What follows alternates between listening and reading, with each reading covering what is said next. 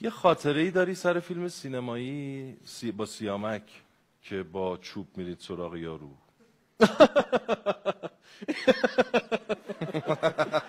راست بگو. من خاطر تعریف کنه خوبی نیستم. بذار من بگم. آره شما. سر یه فیلم سینمایی همین اخیراً با سیامک انصاری با هم توی یه فیلم بودن.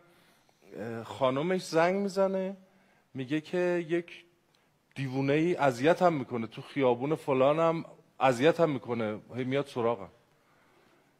اینا لباسای عجیب، یکیشون لباس هری پاتر داشته تو فیلم، یکیشون لباس یه چیز دیگه، جنگ ستارگان. جنگ ستارگان. اونا از این شمشیراش هم داشت سیامک، اینا که نور داره. با همونا با همون شکل دویدن، این غیرتی شده یهو دویدن تو خیابون سراغ یارو که خانومش میگه